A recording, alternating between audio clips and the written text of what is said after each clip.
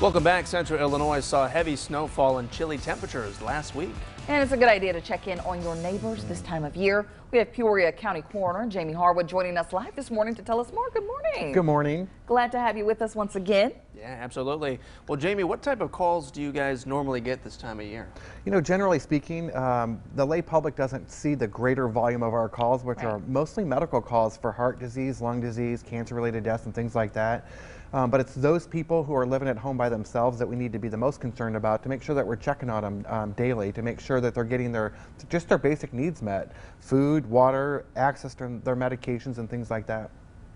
And why is it important to keep tabs on your neighbors? I know you kind of said like sometimes they may not have a caregiver or something there. Yeah, a lot of us have the luxury of living with somebody or a care partner who can take care of us to make sure that we can get our stuff. But when you get older, sometimes you lose a spouse and you don't have that access, or maybe your children live out of state. So to be able to know which our neighbors are more vulnerable to that are the ones that we need to check on the most. They might have small pets that need to be let out. Their driveways may not be cleared to go to the doctor or to get their mail or to pick up their prescriptions and things like that. So those things will help prevent falls and prevent injuries in the house and prevent them from having an incident in the house and that goes unrecognized for a day or so. Right. Yeah, well, another topic we wanted to talk to you about is something that you spearheaded recently, is the Coalition to End Infant Deaths. How has that been going for you all, and what resources are out there for people at home? The Infant Death Prevention Task Force launched during the pandemic, and so we lacked some traction. However, over the last 6 to 8 months, we've really gained a lot of insight. We've used our data from the prior years of why infants are passing away, generally due to a co-sleep or an unsafe sleep environment.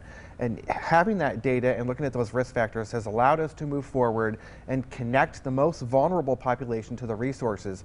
We have a really robust healthcare system here in Peoria and so many resources, but the problem is connecting the right resources to the right people to prevent their infants from passing away.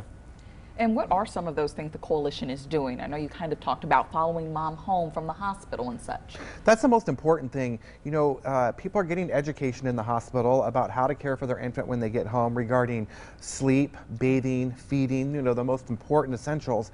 But how much does that education stick once you get home? It's so overwhelming in the hospital setting.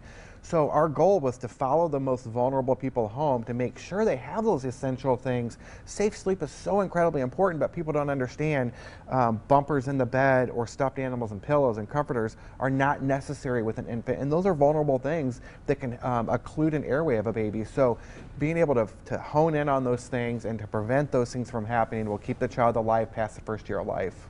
All right, a lot of good information there. Jamie, thank you so much for being with us today. Yeah, absolutely. My pleasure. And we will share all of this information over on our website, ciproud.com.